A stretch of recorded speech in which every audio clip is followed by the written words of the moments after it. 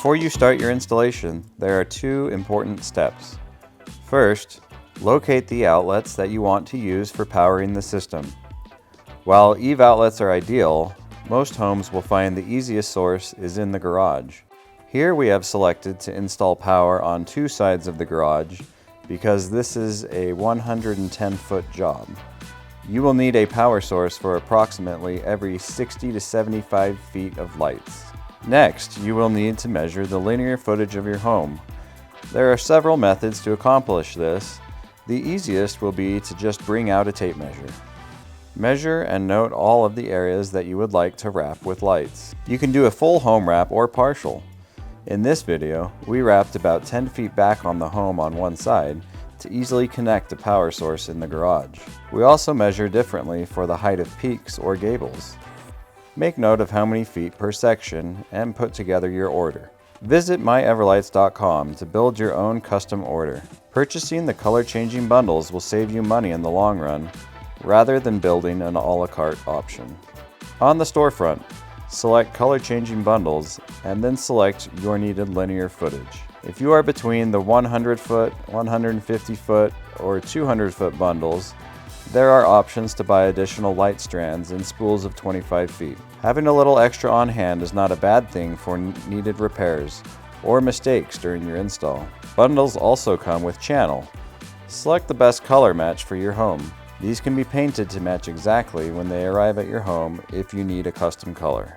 Check your kit to ensure everything has arrived before you start your installation. Before you get started on installing lights, it's best to set up your EverLights network bridge.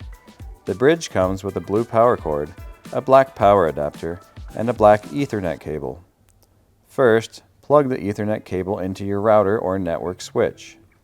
Next, plug in the power cable with the included power adapter, never plugged into a USB port on the router.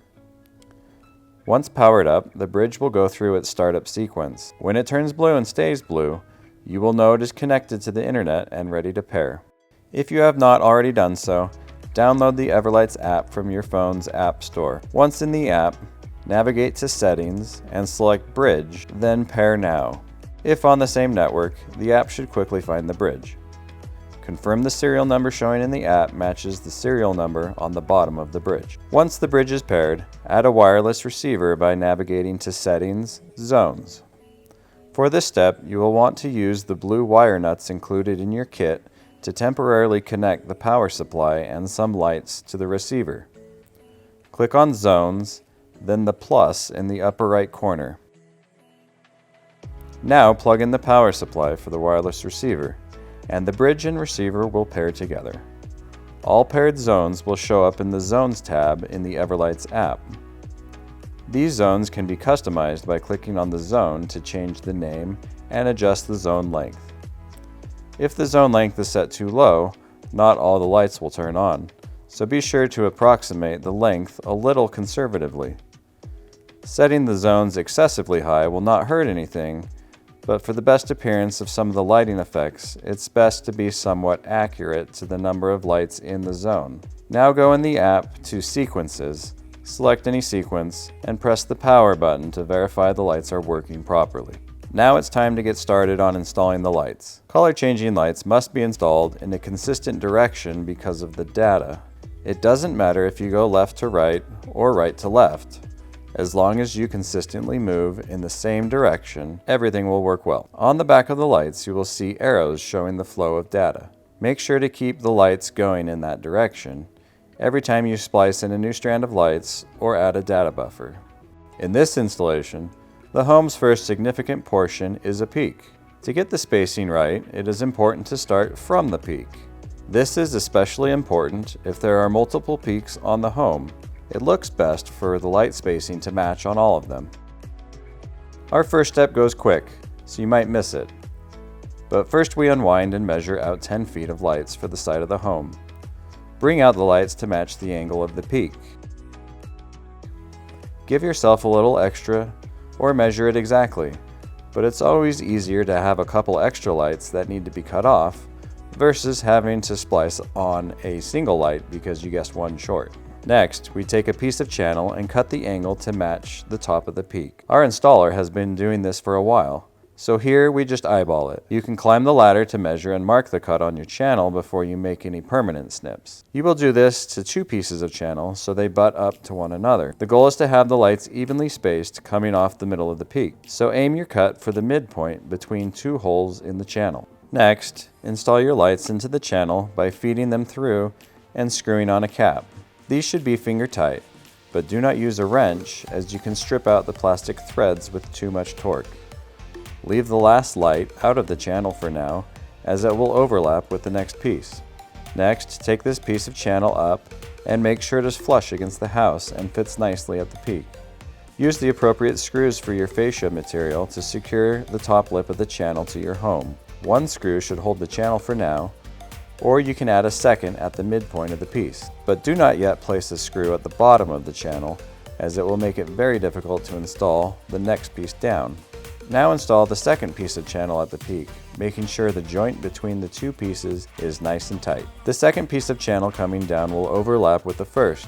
Before mounting the second piece of channel, secure the lights by screwing on the caps, leaving out the first and last light. Now install the light in the overlap pieces of channel and secure with a screw in the overlapped area in order to tightly secure both pieces to the house. Continue until you reach the bottom. Transitions from channel or drip edge into gutters can be problematic pinch points. Remove any unnecessary sharp edges to prevent the wire from getting damaged due to expansion and contraction of the metal. For extra protection, you can also wrap this exposed wire in electrical tape. Paint the exposed wire to hide it further. To maintain consistent 9-inch spacing in these transitions, it often works best to include a light in the gutter end cap. For gutter install, use the included layout tape by placing it on the top edge of the gutter.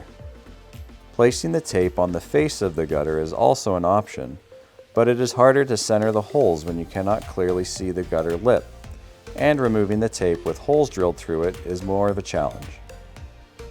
Run out enough layout tape so you can see any conflicting gutter nails or clips ahead of time.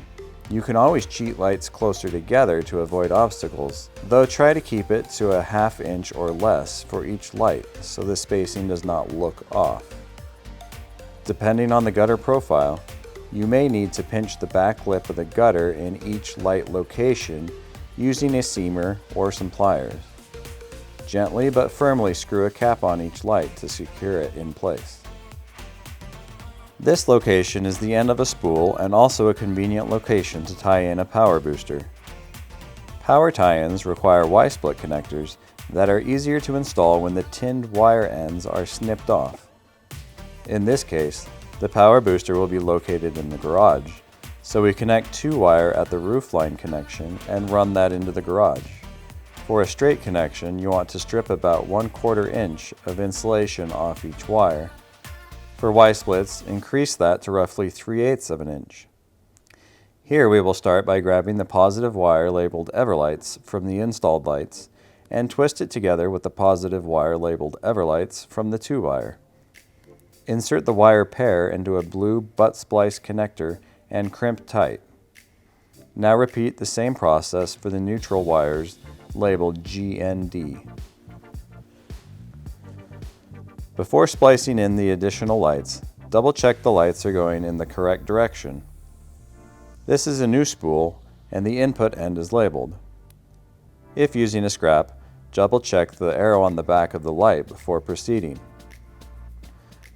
The input wires for the new spool of lights will all be crimped individually in the butt splices, so the ends do not need to be snipped off. Crimp a pink butt splice onto each data line. Complete the connection by connecting like to like wires. Always double check the connection is correct before crimping.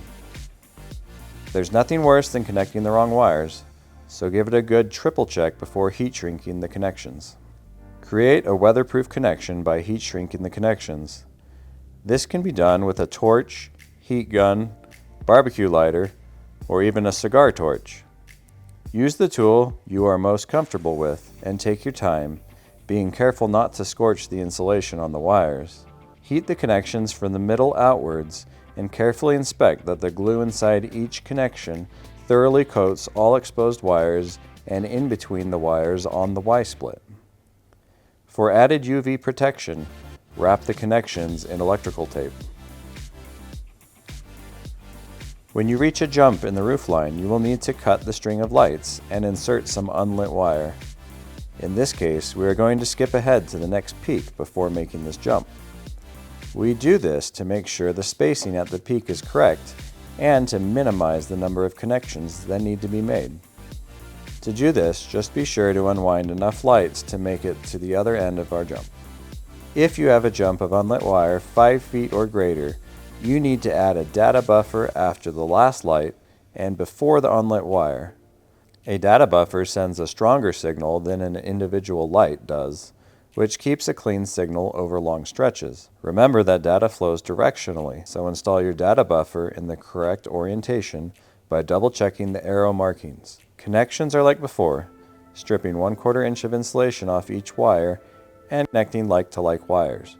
The best method for hiding the unlit wire jump depends on the material of the roof, but can generally be done cleanly by tucking behind the flashing or stapling the wire secure. Next, we're going to finish up the power booster install by drilling into the garage, since there are no EVE outlets on this home. Using a long 3/8 inch drill bit, we drill through the stucco into the garage. Measure this accurately to avoid hitting studs or objects inside of the garage, and always drill from the exterior. Use a glow rod or fish tape to guide the wire through the hole, and pull all the excess wire into the garage. Secure the wires along the wall using a low voltage stapler or appropriate wire clamps. Splice the 2-wire to the power booster and secure to the wall near an outlet. Next, we will do the same thing on the other side of the garage where the lights start. You can see that we are using the underside of the soffit grooves to hide the holes. To extend the life of your more expensive long drill bits, you can first drill a pilot hole with a shorter drill bit. Make sure to seal holes with an exterior sealant or silicone once the wires have been run. This run of unlit wire is greater than 5 feet, so again, we will use a data buffer to send a strong data signal. Connect the wireless receiver to the data buffer and replace the wire nuts with butt splice connections. In this video, we bring the unlit wire up through the gutter. This is a clean look, but be sure to seal the hole very well. Clean the inside of the gutter before applying a liberal amount of sealant. Wrap the exposed wire in white electrical tape or paint to hide. Connect the unlit wire to the lights and you're about done. The last thing is to plug everything in and give it a test run. When powering up the system, be sure to always plug in the power supply for the wireless receiver first. The order of any other power supplies beyond that does not matter. Light them up and enjoy for many holidays and events to come.